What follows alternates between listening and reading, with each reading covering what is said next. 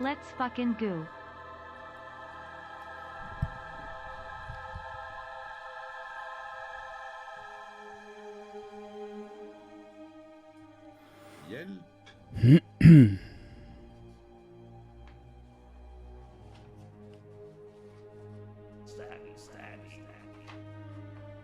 Whoop whoop.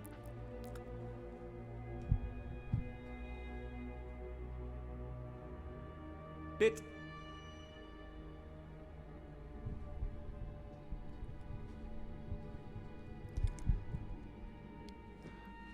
West of Arkham, the hills rise wild, That's 100 bits. and there are valleys with deep woods that no axe has ever cut.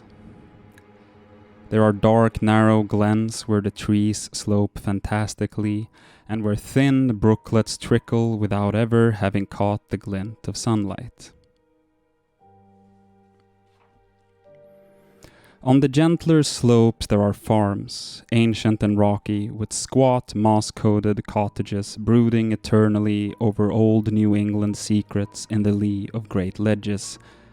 But these are all vacant now, the wide chimneys crumbling and the shingle sides bulging perilously beneath low gambrel roofs. The old folk have gone away, and foreigners do not like to live there. French Canadians have tried it, Italians have tried it, Let's go you. and the Poles have come and departed. It is not because of anything that can be seen or heard or handled, but because of something that is imagined. The place is not good for the imagination and does not bring restful dreams at night. It must be this which keeps the foreigners away. For old Ammi Pierce has never told them of anything he recalls from the strange days.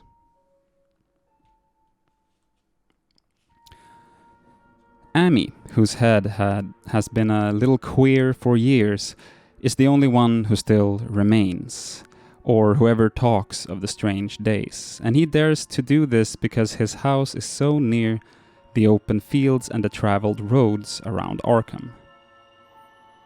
There was once a road over the hills and through the valleys that ran straight where the blasted heath is now, but people ceased to use it and a new road was laid, curving far toward the south. Traces of the old one can still be found amidst the weeds of a returning wilderness. And some of them will doubtless linger even when half the hollows are flooded for the new reservoir. Then the dark woods will be cut down and the blasted heath will slumber far below blue waters whose surface will mirror the sky and ripple in the sun. And the secrets of the strange days will be one with the deep's secrets, one with the hidden lore of old ocean and all the mystery of primal earth.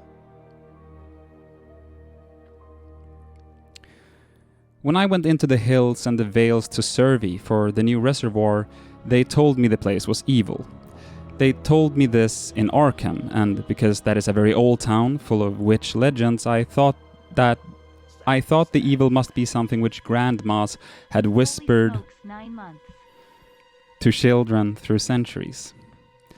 The name Blasted Heath seemed to me very odd and theatrical, and I wondered how it had come into the folklore of a Puritan people. Then I saw that dark westward tangle of glens and slopes for myself and ceased to wonder at anything besides its own elder mystery. It was morning when I saw it, but shadows lurked always there. The trees grew too thickly and their trunks were too big for any healthy New England wood. There was too much silence in the dim alleys between them, and the floor was too soft with the dank moss and mattings of infinite years of decay. In the open spaces, mostly along the line of the old road, there were little hillside farms, sometimes with all the buildings standing, sometimes with only one or two, and sometimes with only a lone chimney or fast-filling cellar. Weeds and briars reigned, and furtive wild things rustled in the undergrowth. Upon everything was a haze of restlessness and oppression, a touch of the unreal and the grotesque, as if some vital element of perspective were awry. I did not wonder that the foreigners would not stay, for this was no region to sleep in. It was too much like a landscape of Salvator Rosa, too much like some forbidden woodcut in a tale of terror. But even all this was not so bad as the blasted heath. I knew it the moment I came upon it at the bottom of a spacious valley, for no other name could fit such a thing, or any other thing fit such a name. It was as if the poet had coined the phrase.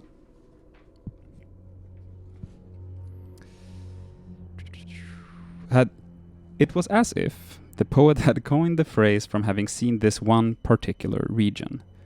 It must, I thought as I viewed it, be the outcome of a fire, but why had nothing new ever grown over these 5 acres of grey desolation that sprawled open to the sky like a great spot eaten by acid in the woods and fields?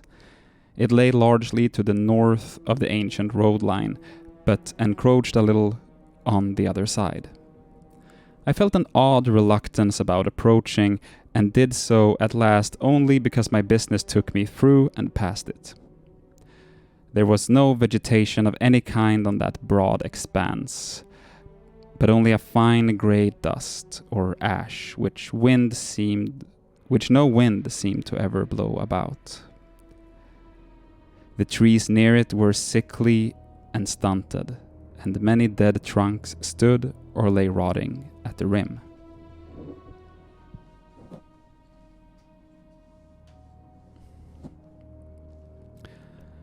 As I walked hurriedly by, I saw the tumbled bricks and stones of an old chimney and cellar on my right, and the yawning black maw of the abandoned well whose stagnant vapors played strange tricks with the hues of the sunlight. Even the long, dark woodland climb beyond seemed welcome in contrast. And I marveled no more at the frightened whispers of Arkham people. There had been no house or ruin near. Even in the old days, the place must have been lonely and remote, and at twilight, dreading to repass that ominous spot, I walked circautiously back to the town by the curving road on the south. I vaguely wished some clouds would gather, for an odd timidity about the deep skyey voids above had crept into my soul. In the evening I asked old people in Arkham about the blasted heath, and what was meant by the phrase strange days, which so many evasively muttered. I could not, however, get any good answers, except that all the mystery was much more recent than I had dreamed. It was not a matter of old legendary at all, but something within the lifetime of those who spoke. It had happened in the 80s, and the family had disappeared or was killed. Speakers would not be exact, and because they all told me to pay no attention to old Amy Pierce's crazy tales, I sought him out the next morning, having heard that he lived alone in the ancient tottering cottage where the trees first began to get very thick.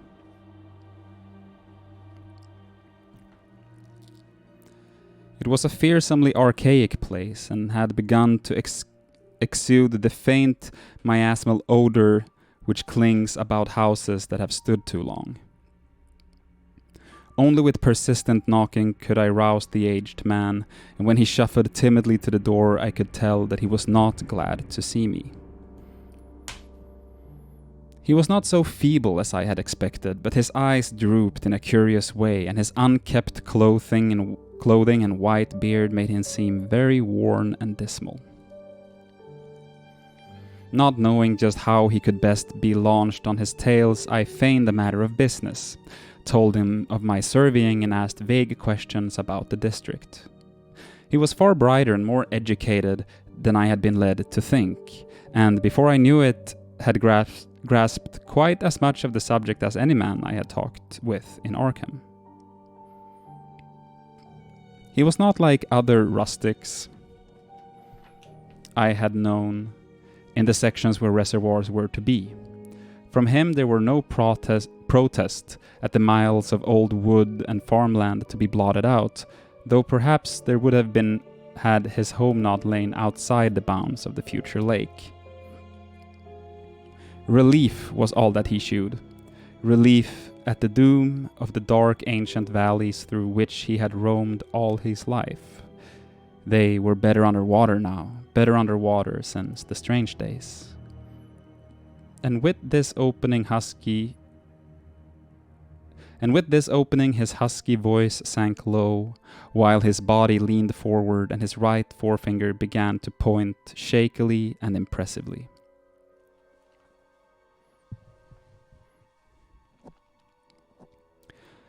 It was then that I heard the story, and as the rambling voice scraped and whispered on, I shivered again and again, despite the summer day.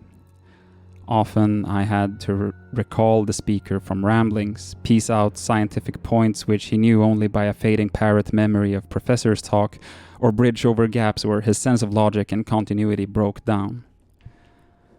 When he was done, I did not wonder that his mind had snapped a trifle, or that the folk of Arkham would not speak much of the blasted heath.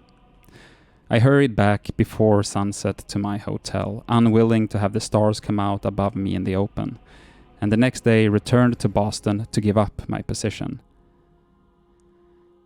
I could not go into that dim chaos of old forest and slope again, or face another time that grey blasted heath where the black well yawned deep beside the tumbled bricks and stones. The reservoir will soon be built now, and all those elder secrets will be safe forever under watery fathoms.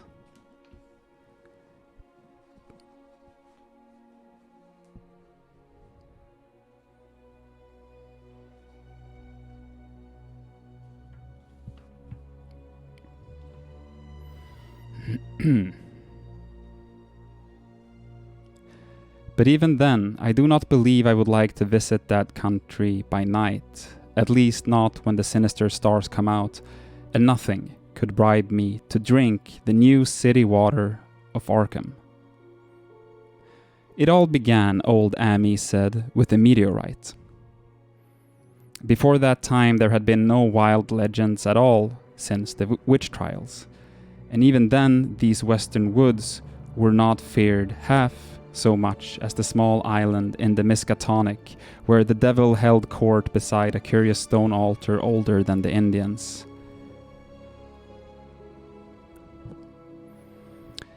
These were not haunted woods, and their fantastic dusk was never terrible till the strange days. Then there had come that white noontide cloud, that string of explosions in the air, and that pillar of smoke from the valley far in the wood. And by night, all of Arkham had heard of the great rock that fell out of the sky and bedded itself into the ground beside the well at Nahum Gardner's place. That was the house which had stood where the blasted heath was to come. The trim, white Nahum Gardner house admits its fertile gardens and orchids. Nahum had come to town to tell people about the stone and had dropped in at Amy Pierce's on the way. Amy was 40 then, and all the queer things were fixed very strongly in his mind. He and his wife had gone with the 3 professors from the Miskatonic University who hastened out the next morning to see the weird visitor from unknown stellar space, and had wondered why Nahum had called it so large the day before. It had shrunk, Nahum said, as he pointed at the big brownish mound above the ripped earth and charred grass near the archaic well sweep in his front yard. But the wise men answered that stones do not shrink. Its heat lingered persistently, and Nahum declared that it had glowed faintly in the night, The professors tried it with a geologist hammer and found that it was oddly soft. It was, in truth, so soft as to be almost plastic, and they gouged rather than shipped the specimen to take back to the college for testing.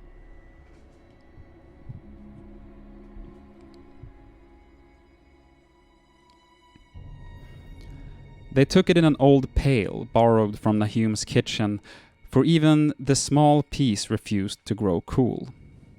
On the trip back, they stopped at Amy's to rest and seemed thoughtful when Mrs. Pierce remarked that the fragment was growing smaller and burning the bottom of the pail.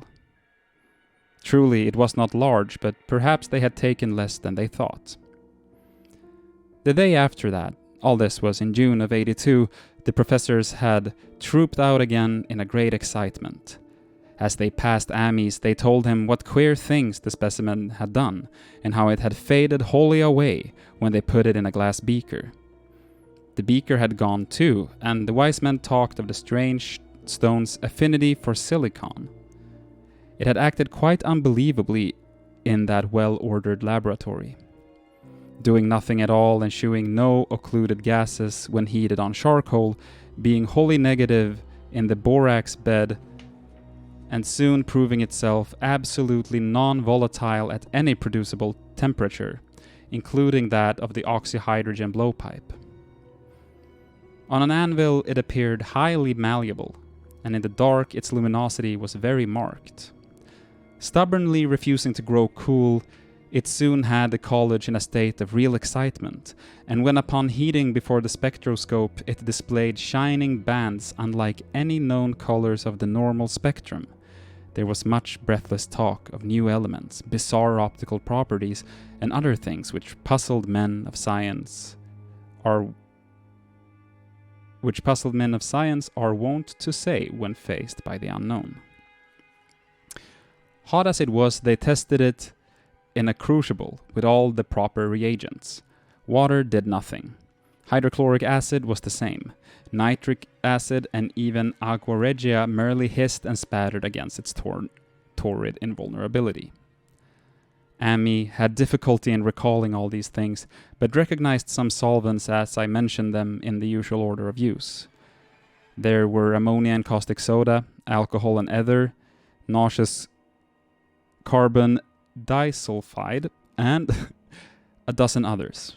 But although the weight grew steadily less as time passed and the fragment seemed to be slightly cooling, there was no change in the solvents to shew that they had attacked the substance at all. It was a metal, though, beyond a doubt. It was magnetic, for one thing, and after its immersion in the acid solvent, there seemed to be faint traces of Widmanstetten figures found on meteoric iron.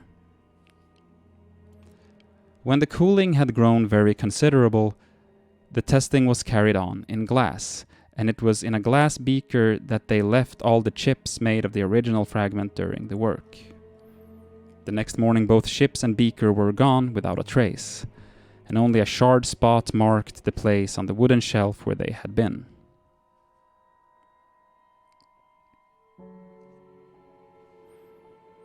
All this the professors told Ami as they paused at his door, and once more he went with them to see the stony messenger from the stars, though this time his wife did not accompany him. It had now most certainly shrunk, and even the sober professors could not doubt the truth of what they saw.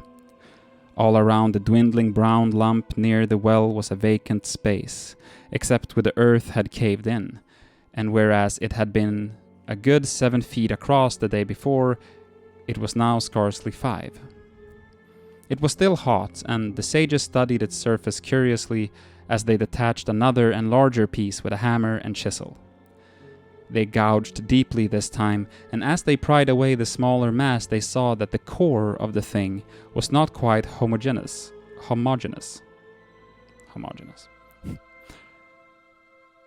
They had uncovered what seemed to be the side of a large colored globule embedded in the substance.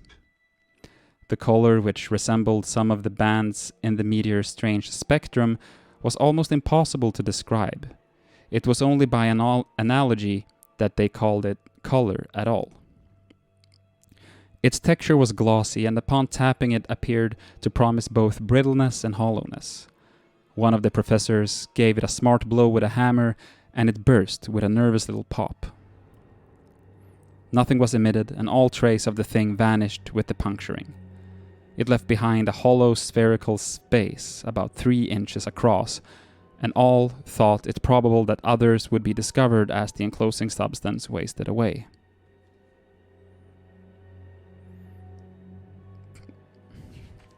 Conjecture was vain, so after a futile attempt to find additional globules by drilling, the seekers left again with their new specimen, which proved, however,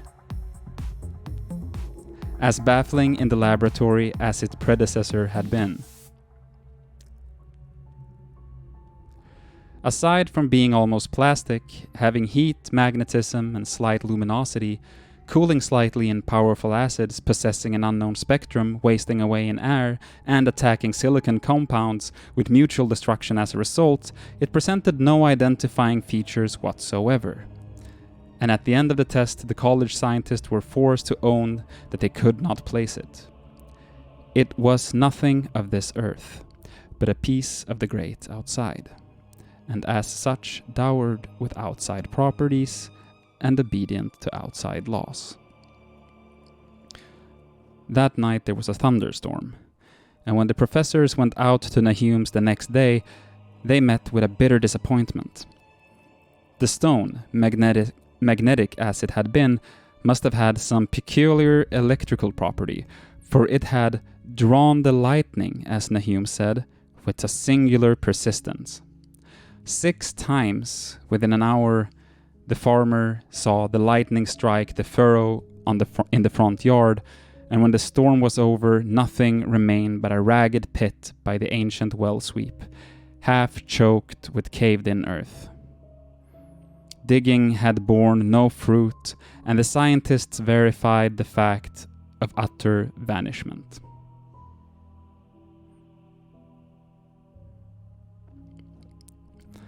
The failure was total, so that nothing was left to do but go back to the laboratory and test again the disappearing fragment left carefully cased in lead. The fragment lasted a week, at the end of which nothing of value had been learned of it. When it had gone, no residue was left behind, and in time the professor felt scarcely sure they had indeed seen with waking eyes that cryptic vestige of fathomless gulfs outside, that lone, weird message from other universes and other realms of matter, force, and entity.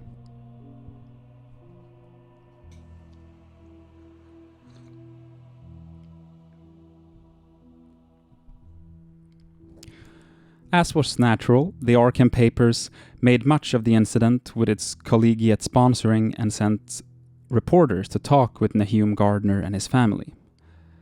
At least one Boston daily also sent a scribe, and Nahum quickly became a kind of local celebrity. He was a lean, genial person of about 50, living with his wife and 3 sons on the pleasant farmstead in the valley. He and Amy exchanged visits frequently, as did their wives, and Amy had nothing but praise for him after all these years. He seemed slightly proud of the notice his place had attracted, and talked often of the meteorite in the succeeding weeks.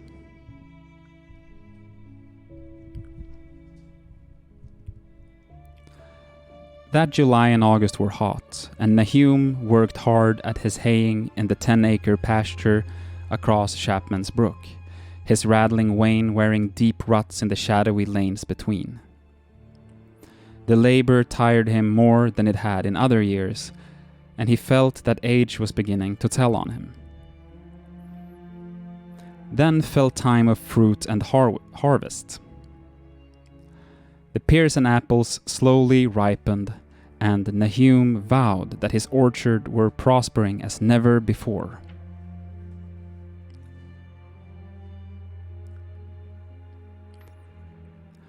The fruit was growing to phenomenal size and unwanted gloss, and in such abundance that extra barrels were ordered to handle the future crop. But with the ripening came sore disappointment, for all of that gorgeous array of specious lusciousness, not one single jot was fit to eat. Into the fine flavor of pears and apples had crept a stealthy bitterness and sickishness, so that even the smallest of bites induced lasting disgust. It was the same with the melons and tomatoes, and Nahum sadly saw that his entire crop was lost. Quick to connect events, he declared that the meteorite had poisoned the soil, and thanked heaven that most of the other crops were in the upland lot along the road. Winter came early and was very cold. Amy saw Nahum less often than usual and observed that he had begun to look worried. The rest of his family too seemed to have grown taciturn and were far from steady in their church-going or their attendance at various social events of the countryside. For this reserve or melancholy no cause could be found, though all the household confessed now and then to poorer health and a feeling of vague disquiet. Nahum himself gave the most definitive statement of anyone when he said he was disturbed about certain footprints in the snow. They were the usual winter prints of red squirrels, white rabbits, and foxes, but the brooding farmer professed to see something not quite right about their nature and arrangement. He was never specific, but appeared to think that they were not as characteristic of the anatomy and habits of squirrels and rabbits and foxes as they ought to be. Amy listened without interest to this talk until one night when he drove past Nahum's house in his sleigh on the way back from Clark's Corners. There had been a moon, and a rabbit had run across the road, and the leaps of that rabbit were longer than either Amy or his horse liked. The latter, indeed, had almost ran away when brought up by a firm rein. Thereafter, Amy gave Nahum's tales more respect, and wondered why the gardener dogs seemed so cowed and quivering every morning. They had, it developed, nearly lost the spirit to bark. In February, the McGregor boys from Meadow Hill were out shooting woodchucks, and not far from the Gardner place bagged a very peculiar specimen. The proportion of its body seemed slightly altered in a queer way impossible to describe, while its face had taken on an expression which no one ever saw in a woodchuck before.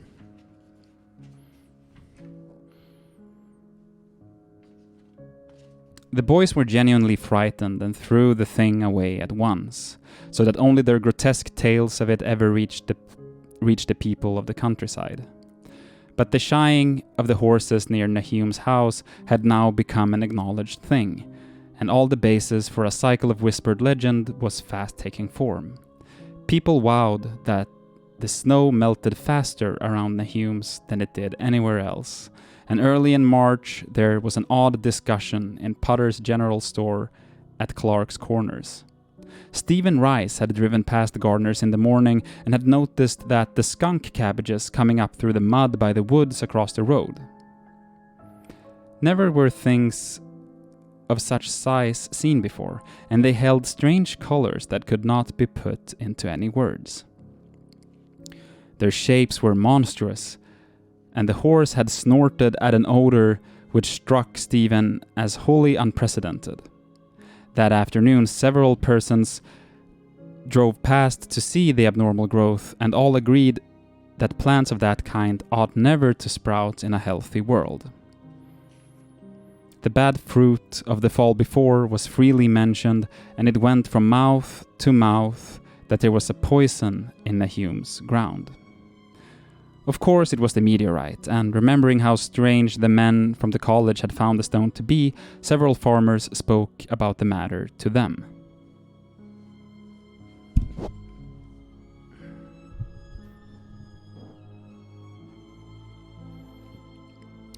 One day they paid Nahum a visit, but having no love of wild tales and folklore, were very conservative in what they inferred. The plants were certainly odd, but all skunk cabbages are more or less odd in shape and odor and hue. Perhaps some mineral element from the stone had entered the soil, but it would soon have been washed away. And as for the footprints and frightened horses, of course this was mere country talk, with such a phenomenon as the aerolite would be certain to start. There was really nothing for serious men to do in cases of wild gossip. For superstitious rustics will say and believe anything. And so, all through the strange days, the professors stayed away in contempt.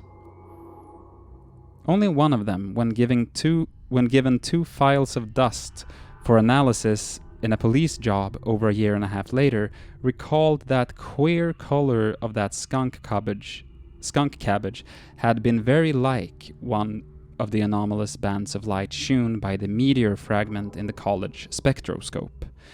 And like the brittle globule found embedded in the stone from the abyss, the sample in his analysis case gave the same odd bands at first, though later they lost the property.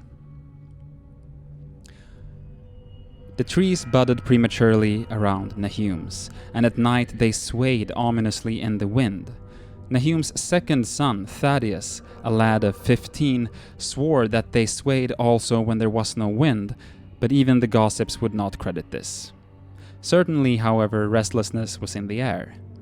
The entire Gardner family developed a habit of stealthy listening, though not for any sound which they could consciously name. The listening was, indeed, rather a product of moments when consciousness seemed half to slip away. Unfortunately, such moment increased week by week, till it became common speech that something was wrong with all of the Nahum folks.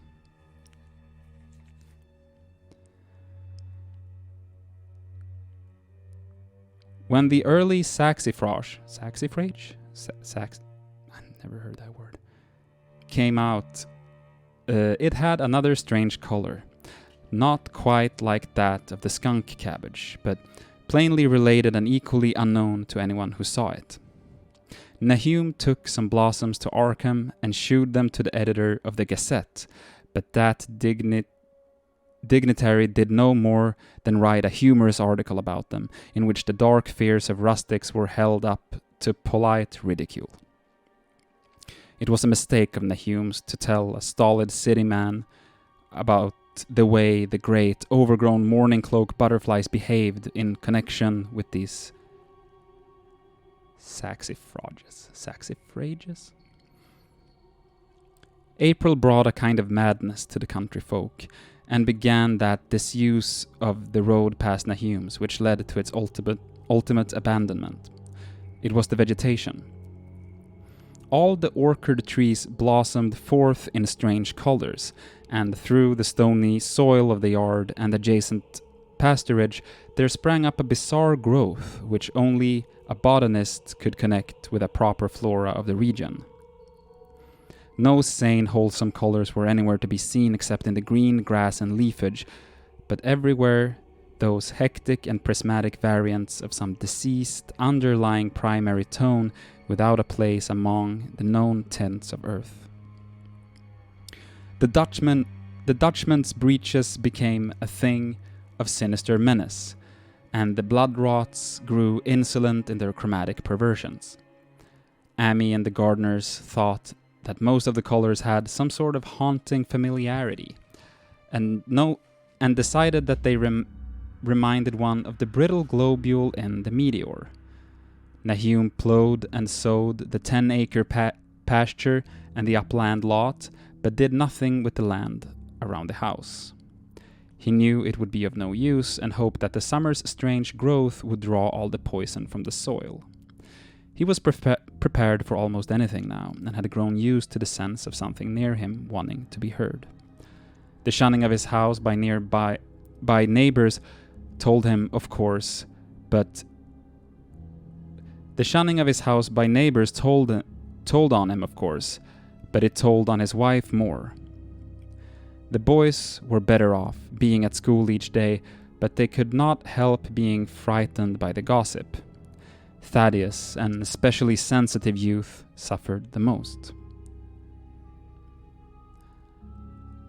In May, the insects came, and Nahum's place became a nightmare of buzzing and crawling. Most of the creatures seemed not quite usual in their aspects and motions, and their nocturnal habits contradicted all former experience. The gardeners took to watching at night, watching in all directions at random for something. They could not tell what. It was then that they all owned that Thaddeus had been right about the trees. Mrs. Gardner was the next to see it from the window as she watched the swollen boughs of a maple against a moonlit sky. The boughs surely moved, and there was no wind. It must be the sap. Strangeness had come into everything growing now. Yet it was none of Nahum's family at all who made the next discovery.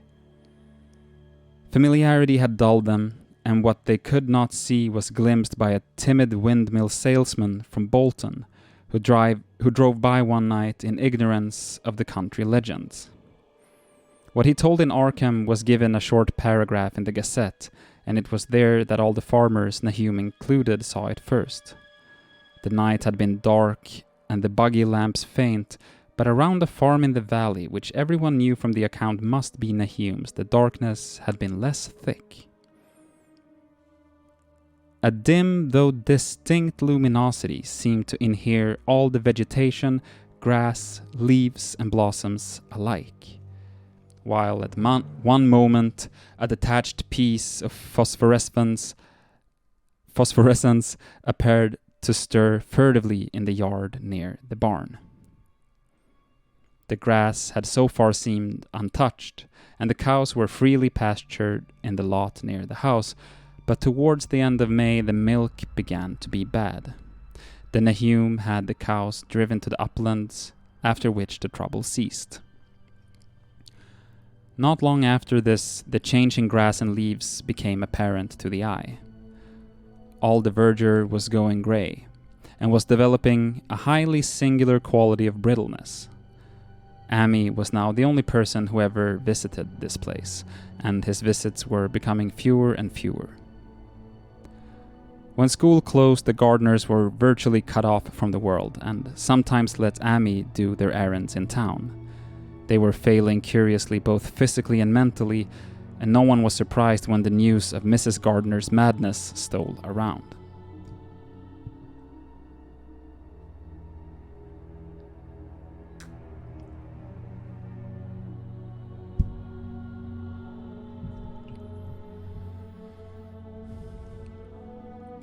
It happened in June, about the anniversary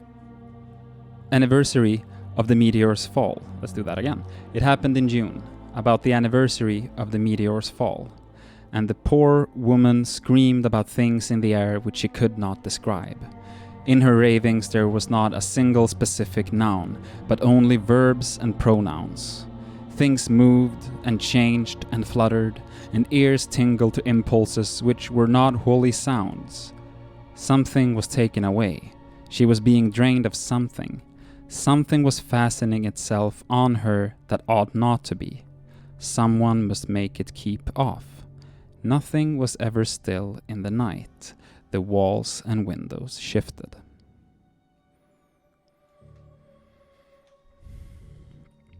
Nahum did not send her to the county asylum, but let her wander about the house as long as she was harmless to herself and others.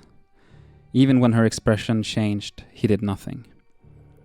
But when the boys grew afraid of her, and Thaddeus nearly fainted at the way she made faces at him,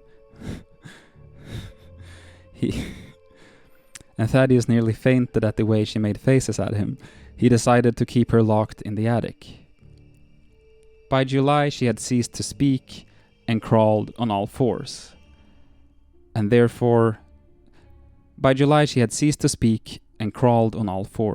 before that month was over, Nahum got the mad notion that she was slightly luminous in the dark, as he now clearly saw was the case with the nearby vegetation.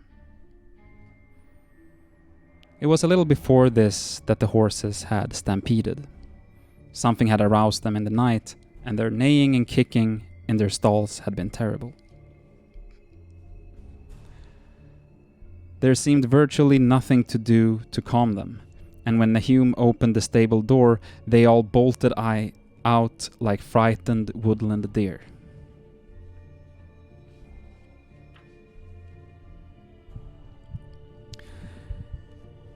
It took a week to track all four, and when found, they were seen to be quite useless and unmanageable. Something had snapped in their brains, and each one had to be shot for its own good.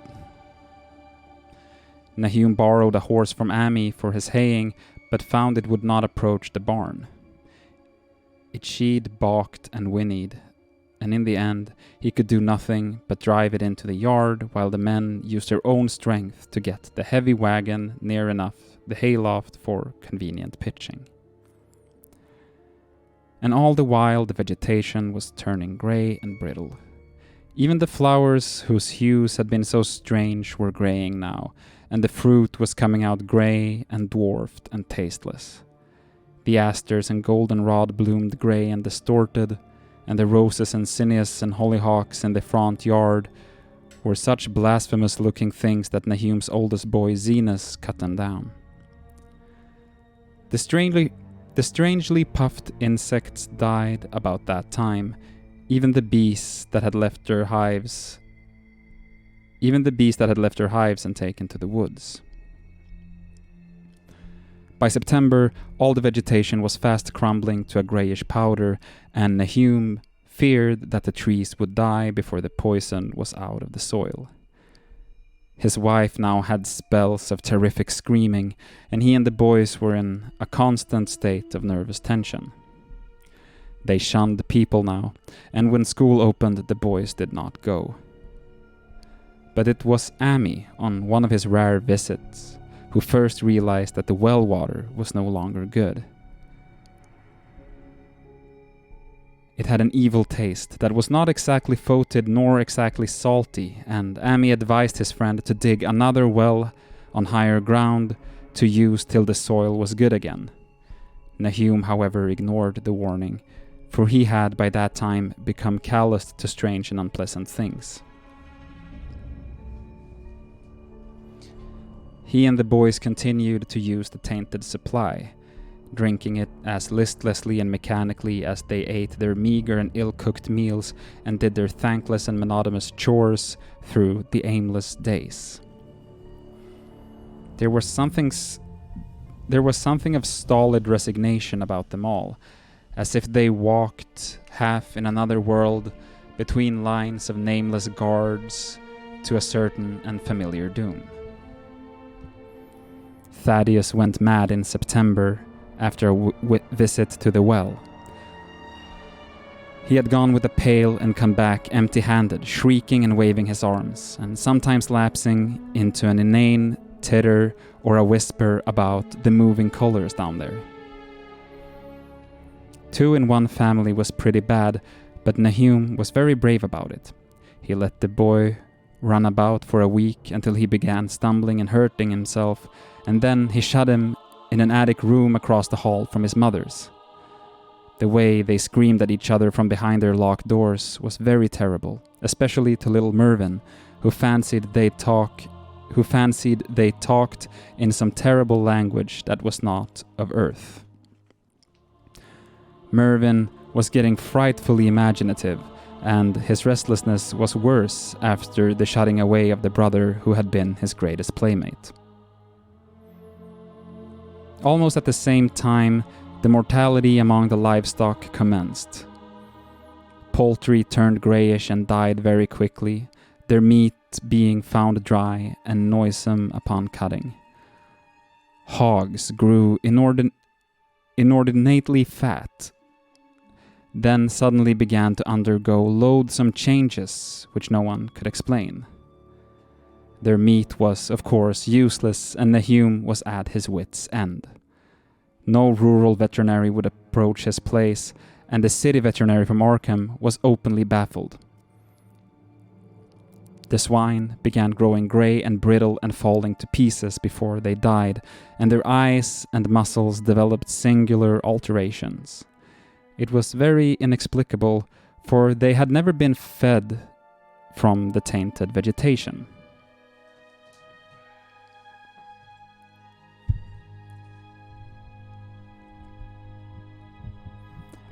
Then something struck the cows. Certain areas or sometimes the whole body would be uncannily shriveled or compressed, and atrocious collapses or disintegrations were common. In the last stages, and death was always the result, there would be a graying and turning brittle like that which beset the hogs. There could be no question of poison, for all the cases occurred in a locked and undisturbed barn. No bites of prowling things could have brought the virus, for what live beast of earth can pass through solid obstacles? It must be only natural disease, yet what disease could wreak such results was beyond any mind's guessing. When the harvest came, there was not an animal surviving on the place, for the stock and poultry were dead and the hogs had run away. These dogs, three in number, had all vanished one night and were never heard of again. The 5 cats had left some time before, but their going was scarcely noticed since there now seemed to be no mice, and only Mrs. Gardner had made pets of the graceful felines. On the 19th of October, Nahum staggered into Amy's house with hideous news. The death had come to poor Thaddeus in his attic room, and it had come in a way which could not be told. Nahum had dug a grave in the railed family plot behind the farm, and had put therein what he found.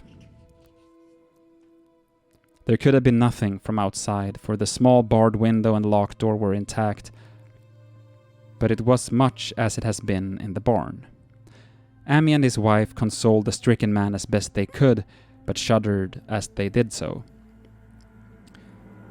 Stark terror seemed to cling round the gardeners, and all they touched, and the very presence of one in the house was a breath from regions unnamed and unnamable. Amy accompanied Nahum home with the greatest reluctance, and did what he might to calm down the hysterical sobbings of little Mervyn. Zenas needed no calming. He had come of late to do nothing but stare into space and obey what his father told him, and Amy thought that his fate was very merciful. Now and then Mervyn's screams were answered faintly from the attic, and in response to an inquiring look, Nahum said that his wife was getting very feeble. When night approached, Amy managed to get away, for not even friendship could make him stay in that spot when the faint glow of the vegetation began. The trees may or may not have swayed without wind. It was really lucky for Amy that he was not more imaginative. Even as things were, his mind was bent ever so slightly, but had he been able to connect and reflect upon all the portents around him, he must inevitably have turned a total maniac. In the twilight, he had hastened home, the screams of the mad woman and the nervous child ringing horribly in his ears. We will now take a quick break. If you need to go to the bathroom or get something to drink, we will be back in somewhere between, let's say, 5 and 8 minutes, something like that, for the second half. Thank you.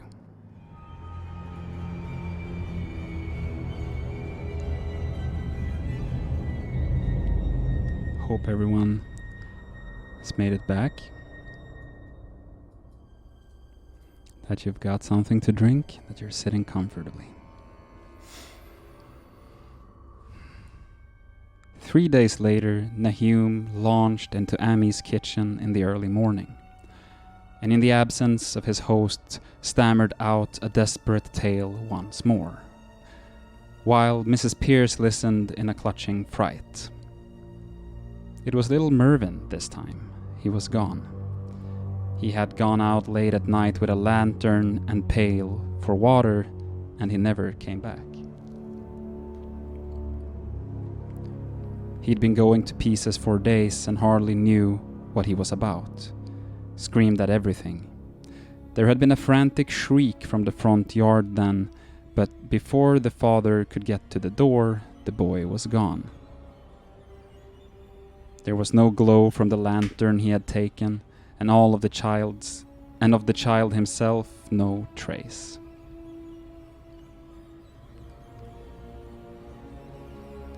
At the time, Nahum thought the lantern and pail were gone too, but when dawn came and the man had plodded back from his all-night search of the woods and fields, he had found some very curious things near the well.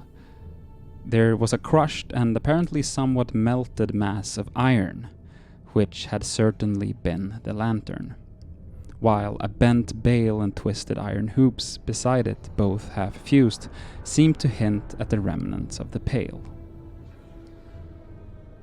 That was all.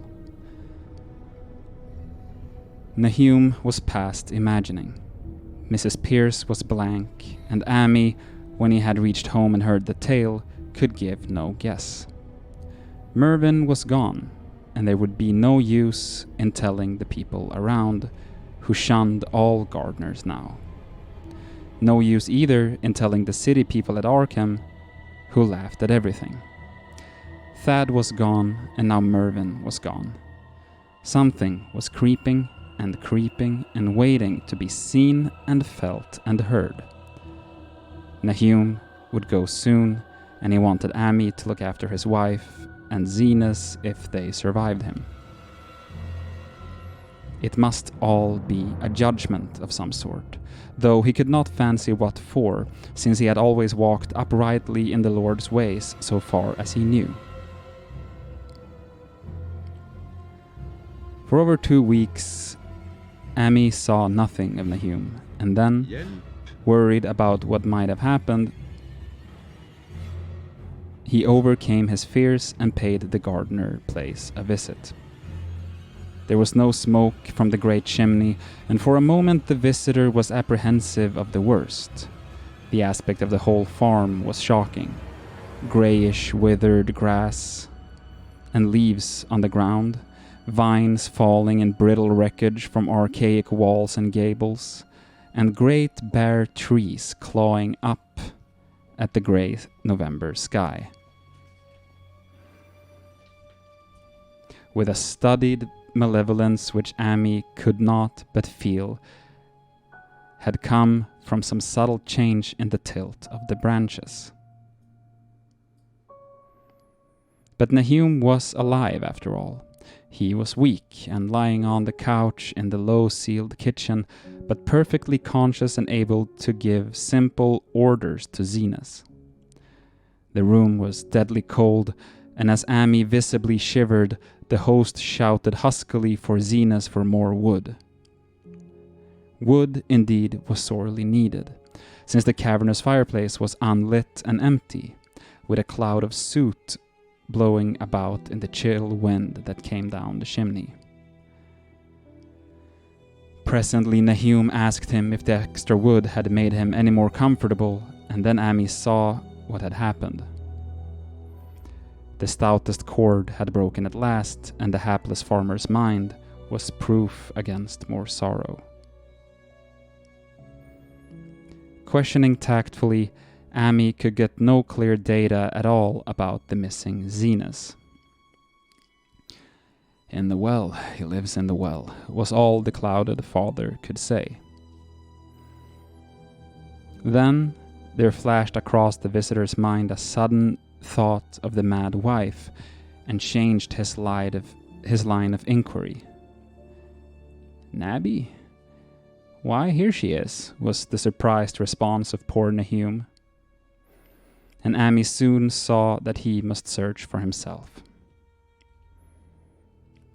Leaving the harmless babbler on the couch, he took the keys from their nail beside the door and climbed the creaking stairs to the attic. It was very close and noisome up there, and no sound could be heard from any direction. Of the 4 doors in sight, only one was locked, and on this he tried various keys on the ring he had taken. The 3rd key proved the right one, and after some fumbling, Amy threw open the low white door. It was quite dark inside, for the window was small and half obscured by the crude wooden bars, and Amy could see nothing at all on the wide planked floor. The stench was beyond enduring, and before proceeding further, he had to retreat to another room and return with his lungs filled with breathable air. When he did enter, he saw something dark in the corner, and upon seeing it more clearly, he screamed outright.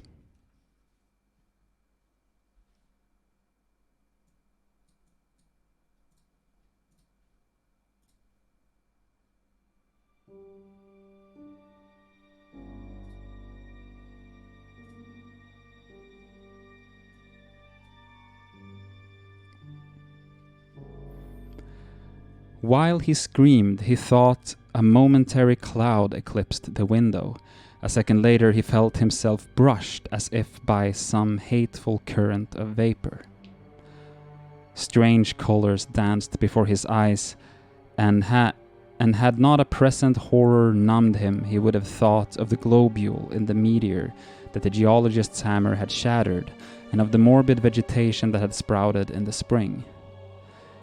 As it was, he thought only of the blasphemous monstrosity which confronted him, and which all too clearly had shared the nameless fate of young Thaddeus and the livestock. But the terrible thing about this horror was that it very slowly and perceptibly moved as it continued to crumble.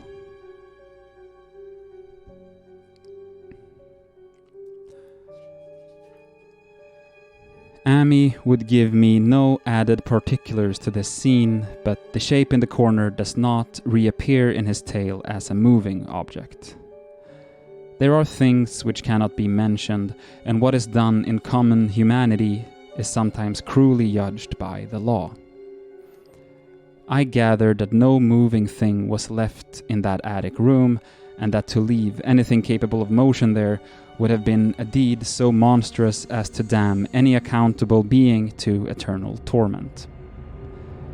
Anyone but a stolid farmer would have fainted or gone mad, but Amy walked conscious through that low doorway and locked the accursed secret behind him. There would be Nahum to deal with now. He must be fed and tended, and removed to some place where he could be cared for. Commencing his descent of the dark stairs, Amy heard a thud below him. He even thought a scream had been suddenly choked off, and recalled nervously the clammy vapor which had brushed by him in that frightful room above. What presence had his cry and entry started up? Halted by some vague fear, he heard still further sounds below. Indubitably, there was a sort of heavy dragging, and a most detestably sticky noise, as of some fiendish and unclean species of suction. With an associative sense goaded to feverish heights, he thought unaccountably of what he had seen upstairs. Good God, what eldritch dream world was this into which he had blundered? He dared move neither backward nor forward, but he stood there trembling at the black curve of the boxed-in staircase. Every trifle of the scene burned itself into his brain. The sounds, the sense of dread, expectancy, The darkness, the steepness of the narrow steps and merciful heaven, the faint but unmistakably luminosity of all the woodwork in sight, steps, sides, exposed slats and beams alike. Then there burst forth a frantic whinny from Amy's horse outside, followed at once by a clatter which told of a frenzied runaway. In another moment, horse and buggy had gone beyond earshot, leaving the frightened man on the dark stairs to guess what had sent them. But that was not all. There had been another sound out there, a sort of liquid splash. Water. It must have been the well. He had left Hero untied near it, and a buggy wheel must have brushed the coping and knocked in a stone. And still the pale phosphorescence glowed in that detestably ancient woodwork. God, how old the house was. Most of it built before 1670, and the gambrel roof not later than 1730.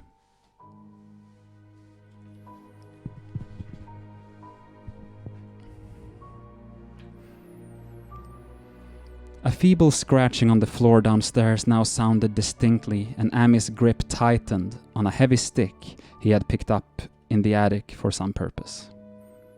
Slowly nerving himself, he finished his descent and walked boldly toward the kitchen, but he did not complete the walk because what he sought was no longer there. It had come to meet him, and it was still alive after a fashion. Whether it had crawled or whether it had been dragged by any external force, Amy could not say, but the death had been at it. Everything had happened in the last half hour, but collapse, graying, and disintegration were already far advanced. There was a horrible brittleness, and dry fragments were scaling off. Amy could not touch it, but looked horrifiedly into the distorted parody that had been a face. "What was it, Nahum? What was it?" he whispered. And the cleft, bulging lips were just able to crackle out a final answer. Nothing. Nothing. The color.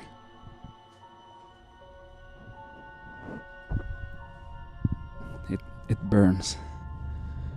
Cold and wet, but it burns. It lived in the well. I seen it. A kind of smoke, just like the flowers last spring. The well shone at night. Thad and Murney and Cenas, everything alive, sucking the life out of everything. In that stone, it must have come in that stone. Passing the whole place. I don't know what it was. That round thing the men from the college dug out in that stone, they smashed it. It was the same color. Just the same. Like the flowers and plant. Must have been more of them. Seeds, they growed. I seen it the first time this week. Must have got strong on Zenas. He was a big boy full of life. It beats down your mind and then gets you. Burns you up. In the well water.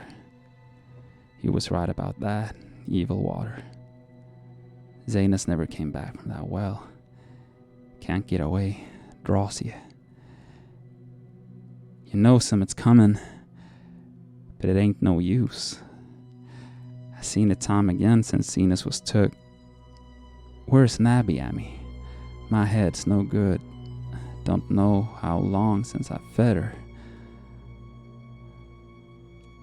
It'll get her if we ain't careful. Just the color. Her face is getting to have that color sometimes towards night. And it burns and sucks. It comes from some place where things ain't as they is here. One of them professors said so. He was right. Look out, Amy. It'll do something more. Sucks the life out. But that was all. That which spoke could speak no more, because it had completely caved in.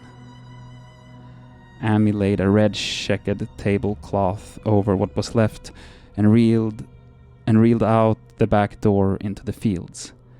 He climbed the slope to the 10-acre pasture and stumbled home by the north road and the woods. He could not pass that well from which his horse had run away. He had looked at it through the window and had seen that no stone was missing from the rim. Then the lurching buggy had not dislodged anything after all. The splash had been something else, something which went into the well after it had done with poor Nahum.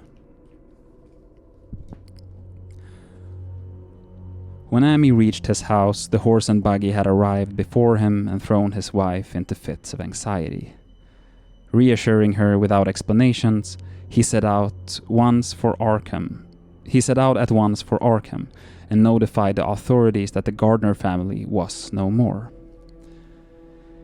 He indulged in no details but merely told of the death of Nahum and Nabby, that of Thaddeus being already known, and mentioned that the cause seemed to be the same strange ailment which had killed the livestock. He also stated that Mervyn and Zenas had disappeared. There was no considerable questioning at the police station, and in the end Amy was compelled to take 3 officers to the Gardner farm, together with the coroner, the medical examiner, and the veterinary who had treated the deceased animals. He went much against his will, for the afternoon was advancing and he feared the fall of night over that accursed place, but it was some comfort to have so many people with him. The 6 men drove out in a Democrat wagon, following Amy's buggy, and arrived at the pest-ridden farmhouse about 4 o'clock. Used as the officers were to gruesome experiences, not one remained unmoved at what was found in the attic and under the red-checked tablecloth on the floor below. The whole aspect of the farm, with its grey desolation, was terrible enough, but those 2 crumbling objects were beyond all bounds. No one could look at them, and even the medical examiner admitted that there was very little to examine.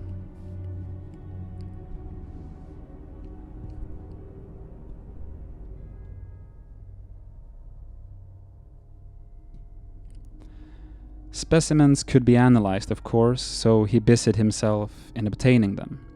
And here it develops that a very puzzling aftermath occurred at the college laboratory, where 2 files of dust were finally taken.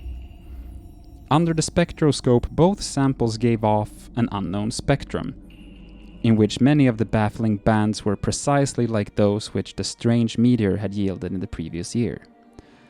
The property of emitting this spectrum vanished in a month, the dust thereafter consisting mainly of alkaline phosphates and carbonates.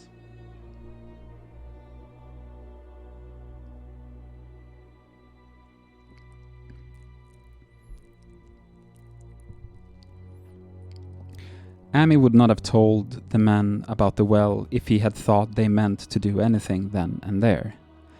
It was getting towards sunset, and he was anxious to be away. But he could not help glancing nervously at the stony curb by the great sweep, and when a detective questioned him, he admitted that Nahum had feared something down there, so much so that he had never even thought of searching it for Mervyn or Zenas. After that, nothing would do but that they empty and explore the well immediately. So Amy had to wait, trembling while pail after pail of rank water was hauled up and splashed on the soaking ground outside. The men sniffed in disgust at the fluid, and toward the last held their noses against the foetor they were uncovering. It was not a long job. It was not so long a job as they had feared it would be, since the water was phenomenally low. there is no need to speak too exactly of what they found.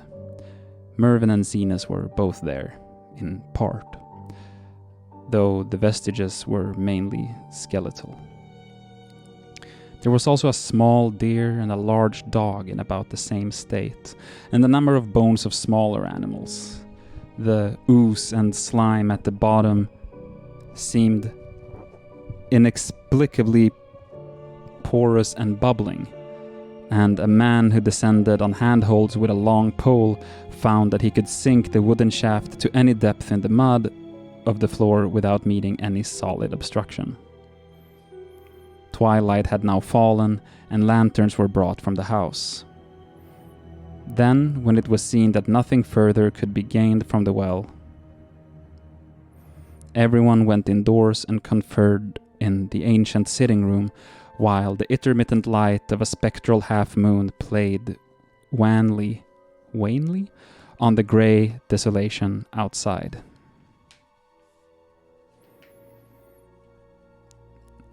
The men were frankly nonplussed by the entire case, and could find no convincing common element to link the strange vegetable conditions, the unknown disease of livestock and humans, and the unaccountable death of Mervyn and Zenas in the tainted well. They had heard the common country talk, it is true, but could not believe that anything contrary to natural law had occurred. No doubt the meteor had poisoned the soil, but the illness of persons and animals who had eaten nothing grown in that soil was another matter. Was it the well water? Very possibly. It might be a good idea to analyze it, but what peculiar madness could have made both boys jump into the well? Their deeds were so similar, and the fragments showed that they had both suffered from the grey brittle death. Why was everything so grey and brittle? It was the coroner, seated near a window overlooking the yard, who first noticed the glow about the well.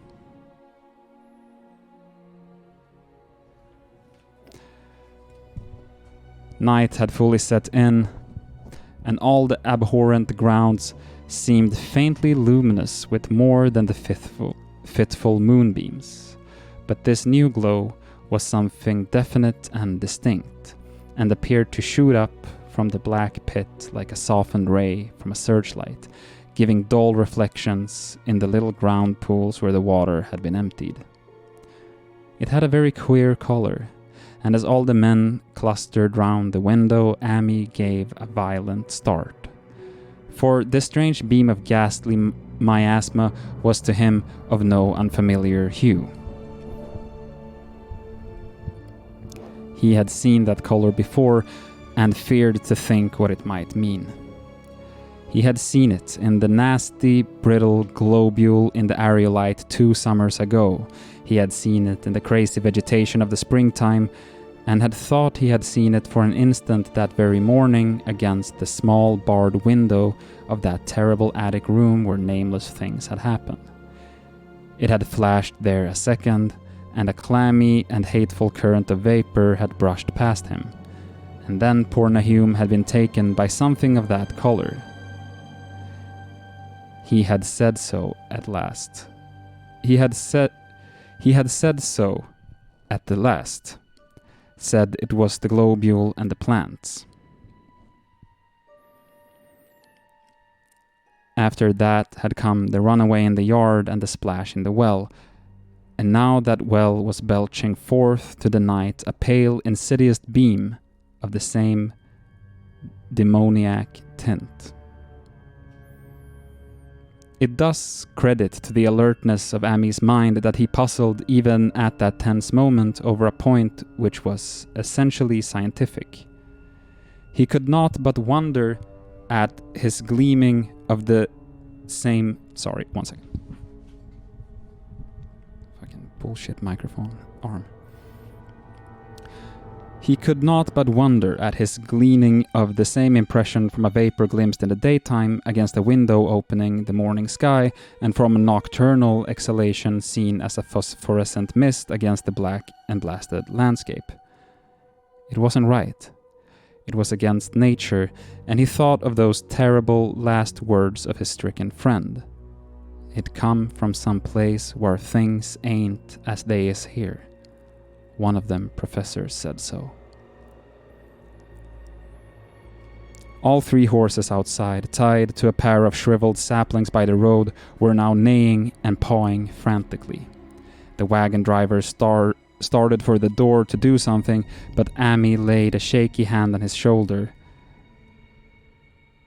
"Don't go out there," he whispered. "There's more to this nor what we know. Nahum said something lived in the well that sucks your life out. He said it must be summit growed from a round ball, like one we all seen in the meteor stone that fell a year ago June. Sucks and burns, he said, and it's just a cloud of color, like that light out there now, that ye can hardly see and can't tell what it is.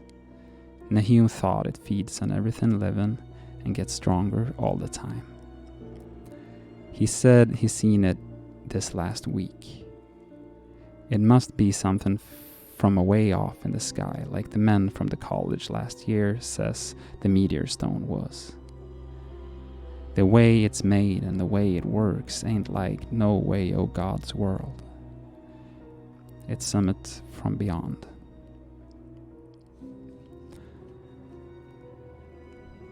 So the men paused indecisively as the light from the well grew stronger and the hitched horses pawed and whinnied in increasing frenzy. It was truly an awful moment, with terror in that ancient and accursed house itself. 4 monstrous sets of fragments, 2 from the house and 2 from the well, in the woodshed behind, and that shaft of unknown and unholy iridescence from the slimy depth in front. Amy had restrained the driver on impulse, forgetting how uninjured he himself was after the clammy brushing of that colored vapor in the attic room, but perhaps it is just as well that he acted as he did. No one will ever know what was abroad that night, and though the blasphemy from beyond had not so far hurt any human of unweakened mind, there is no telling what it might not have done at that last moment. And with its seemingly increased strength and the special signs of purpose it was soon to display beneath the half-clouded moonlit sky.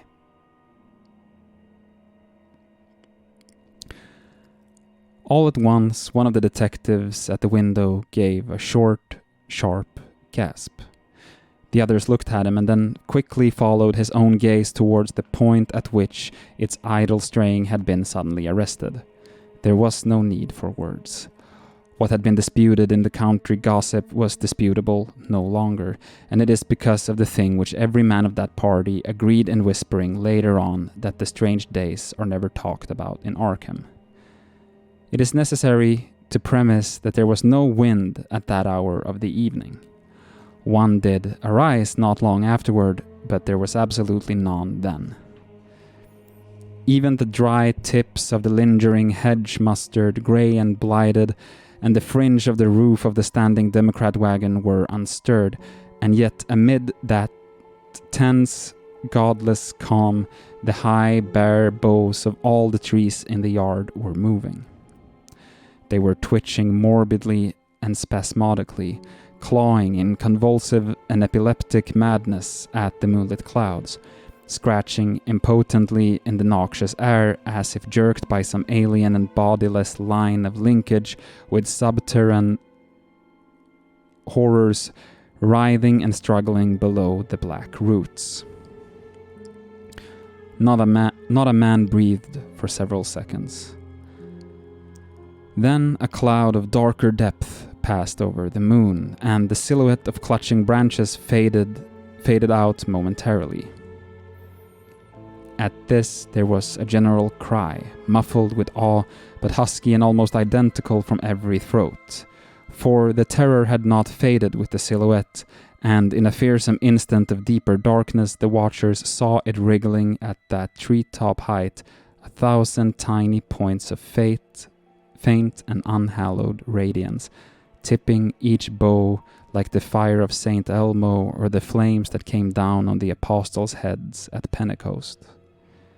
It was a monstrous constellation of unnatural light, like a glutted swarm of corpse-fed fireflies dancing hellish sarabands over an accursed marsh, and its color was the same nameless intrusion which Amy had come to recognize and dread.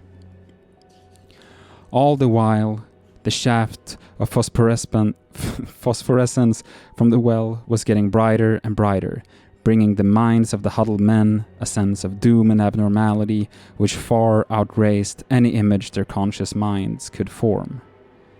It was no longer shining out, it was pouring out. And as the shapeless stream of unplaceable color left the well, it seemed to flow directly into the sky. The veterinary shivered and walked to the front door to drop the heavy extra bar across it. Amy shook no less and had to tug and point for lack of a controllable voice when he wished to draw notice to the growing luminosity of the trees. The neighing and stamping of the horses had become utterly frightful, but not a soul of that group in the old house would have ventured forth for any earthly reward. With the moment, the shining of the trees increased, while their restless branches seemed to strain more and more toward verticality.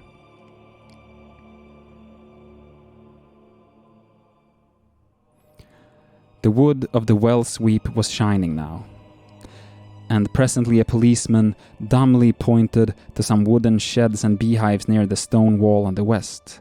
They were commencing to shine too, though the tethered vehicles of the visitors seemed so far unaffected. Then there was a wild commotion and clopping in the road, and as Amy quenched the lamp for better seeing, they realized that the span of frantic grays had broke their saplings and run off with the Democrat wagon. The shook served to loosen several tongues, and embarrassed whispers were exchanged. "It's spread on everything organic that's been around here," muttered the medical examiner. No one replied, but the man who had been in the well gave a hint that his long pole must have stirred up something intangible. "It was awful," he added. "There was no bottom at all. Just ooze and bubbles and the feeling of something lurking under there." Amy's horse still pawed and screamed deafeningly in the road outside, and nearly drowned its owner's faint quaver as he mumbled his formless reflections.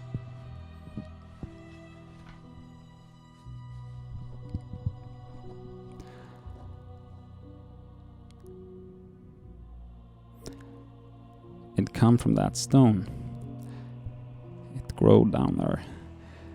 It got everything living. It fed itself on him, mind and body. Thad and Murney, Cenas and Nabby. Nahum was the last. They all drunk the water. It got strong on him. It come from beyond, where things ain't like they be here. Now it's going home. At this point, as the column of unknown color flared suddenly stronger and began to weave itself into fantastic suggestions of shape, which each spectator later described differently, there came from poor tethered hero such a sound as no man before or since ever heard from a horse. Every person in that low-pitched sitting room stopped his ears, and Amy turned away from the window in horror and nausea. Words could not convey it. When Amy looked out again, the hapless beast lay huddled inert on the moonlit ground between the splintered shafts of the buggy.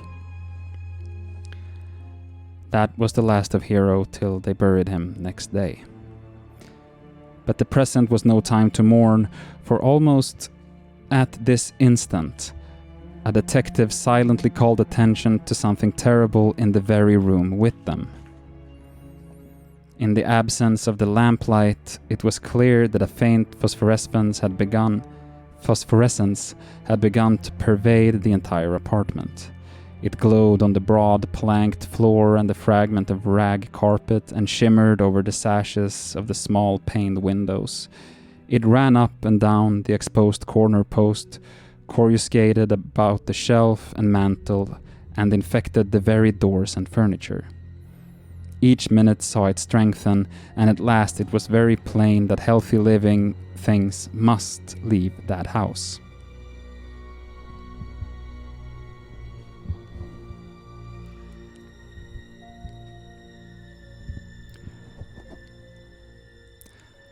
Amy showed them the back door and the path up through the fields to the 10-acre pasture. They walked and stumbled as in a dream and did not dare to look back till they were far away on the high ground. They were glad of the path, for they could not have gone the front way by that well. It was bad enough passing the glowing barn and sheds, and those shining orchard trees with their gnarled fiendish contours, but thank heaven the branches did their worst twisting high up.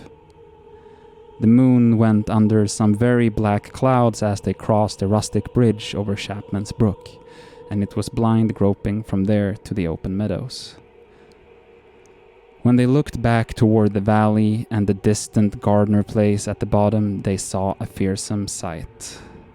All the farm was shining with a hideous unknown blend of color, trees, buildings, and even such grass and herbage as had not been wholly changed to lethal grey brittleness. The boughs were all straining skyward, tipped with tongues of foul flame, and lambent tricklings of the same monstrous fire were creeping out the ridge poles of the house, barn, and sheds.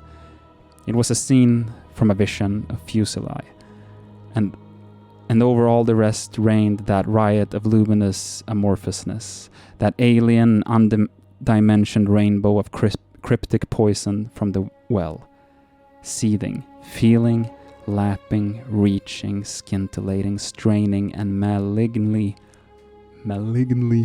bubbling in its cosmic and unrecognizable chromatism.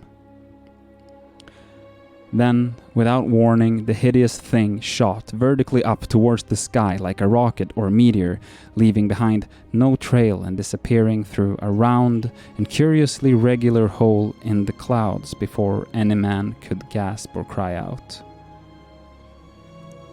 No watcher can ever forget that sight, and Amy stared blankly at the stars of Cygnus Deneb twinkling above the others, where the unknown color had melted into the Milky Way. But his gaze was the next moment called swiftly to earth by the crackling in the valley. It was just that. Only a wooden ripping and crackling, and not an explosion as so many others of the party vowed. Yet the outcome was the same, for in one feverish, kaleidoscopic instant there burst up from that doomed and accursed farm a gleamingly eruptive cataclysm of unnatural sparks and substance, blurring the glance of the few who saw it, and sending forth to the zenith a bombarding cloudburst of such colored and fantastic fragments as our universe must needs disown.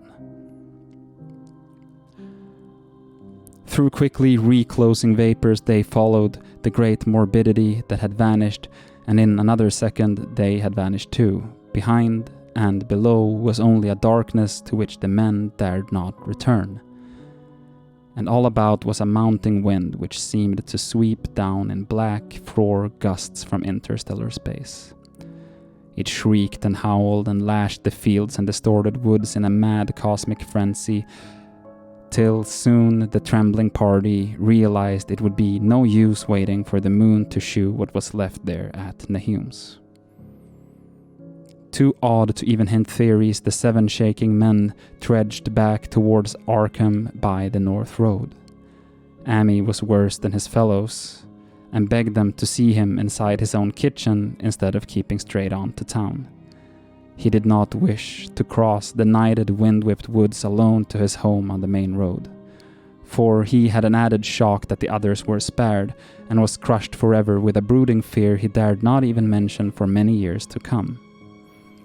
As the rest of the watchers on that tempestuous hill had stolidly set their faces towards the road, Amy had looked back an instant at the shadowed valley of desolation so lately sheltering his ill-starred friend, and from that stricken faraway spot he had seen something feebly rise, only to sink down again upon the place from which the great shapeless horror had shot into the sky.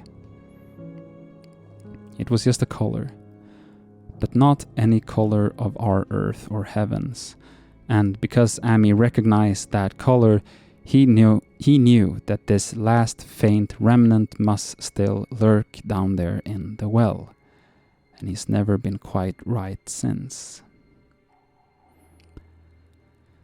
Amy would never go near that place again. It is over half a century now since the horror happened, but he has never since been there and will be glad when the new reservoir blots it out. I shall be glad too, for I do not like the way the sunlight changed color around the mouth of that abandoned well I passed. I hope the water will always be very deep, but even so, I shall never drink it. I do not think I shall visit Arkham County hereafter. 3 of the men who had been with Amy returned the next morning to see the ruins by daylight, but there were not any real ruins, only the bricks of the chimney, the stones of the cellar, some mineral and metallic litter here and there, and the rim of that nefandous well, save for Amy's dead horse, which they towed away and buried, and the buggy which they shortly returned to him. Everything that had ever been living had gone. 5 eldritch acres of dusty grey desert remained, nor has anything ever grown there since. To this day, it sprawls open to the sky like a great spot eaten by acid in the woods and fields, and the few who have ever dared glimpse it in spite of the rural tales have named it the Blasted Heath. The rural tales are queer.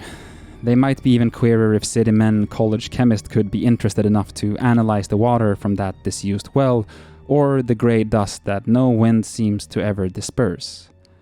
Botanists too ought to study the stunted flora on the borders of that spot, for they might shed light on the country notion that the blight is spreading, little by little, perhaps an inch a year. People say the color of the neighboring herbage is not quite right in the spring, and that wild things leave queer prints in the light winter snow. Snow never seems quite so heavy on the Blasted Heath as it is elsewhere. Horses, the few that are left in this motor age, grow skittish in the silent valley, and hunters cannot depend on their dogs too near the splotch of greyish dust. They say the mental influences are very bad too. Numbers went queer in the years after Nahum's taking, and always they lacked the power to get away. Then the stronger-minded folk all left the region, and only the foreigners tried to live in the crumbling old homesteads. They could not stay though, and one sometimes wonders what insight beyond ours their wild, weird stories of whispered magic have given them. Their dreams at night, they protest, are very horrible in that grotesque country, and surely the very look of the dark realm is enough to stir a morbid fancy. No traveler has ever escaped a sense of strangeness in those deep ravines, and artists shiver as they paint thick woods whose mystery is as much of the spirit as of the eye. I myself am curious about the sensation I derived from my one lone walk before Amy told me his tale. When twilight came, I had vaguely wished some clouds would gather, for an odd timidity about the deep skyey voids above had crept into my soul. Do not ask me for my opinion. I do not know. That is all. There was no one but Amy to question, for Arkham people will not talk about the strange days, and all 3 professors who saw the aerolite and its colored globule are dead. There were other globules, depend upon that. One must have fed itself and escaped, and probably there was another which was too late. No doubt it is still down the well. I know there was something wrong with the sunlight I saw above that miasmal brink. The rustics say the blight creeps an inch a year, so perhaps there is a kind of growth or nourishment even now. But whatever demon hatchling is there, it must be tethered to something, or else it would quickly spread. Is it fastened to the roots of those trees that claw the air? One of the current Arkham tales is about fat oaks that shine and move as they ought not to do at night. What it is, only God knows. In terms of matter, I suppose the thing Amy described would be called a gas, but this gas obeyed laws that are not of our cosmos. This was no fruit of such worlds and suns as shine on the telescopes and photographic plates of our observatories. There was no breath from the skies whose motions and dimensions our astronomers measure or deem too vast to measure. It was just a color out of space, a frightful messenger from unformed realms of infinity beyond all nature as we know it. From realms whose mere existence stuns the brain and numbs us with the black, extra-cosmic gulfs it throws open before our frenzied eyes. I doubt very much if Amy consciously lied to me, and I do not think his tale was all a freak of madness as the townfolk had forewarned. Something terrible came to the hills and valleys on that meteor, and something terrible, though I know not in what proportion, still remains. I shall be glad to see the water come. Meanwhile, I hope nothing will happen to Amy. He saw so much of the thing and its influence was so insidious. Why has he never been able to move away? How clearly he recalled those dying words of Nahum's. Can't get away, draws you. You know something's coming, but there ain't no use. Amy is such a good old man. When the Reservoir Gang gets to work, I must write the chief engineer to keep a sharp watch on him. I would hate to think of him as the grey, twisted, brittle monstrosity which persists more and more in troubling in my sleep.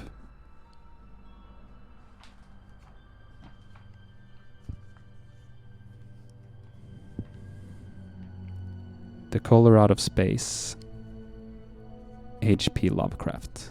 Thank you.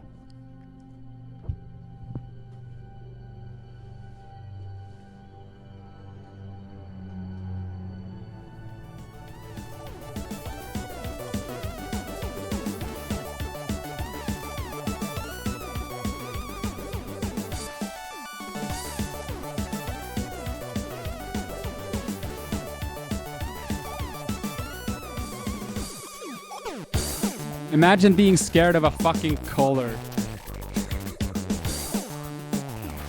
Losers, nerds.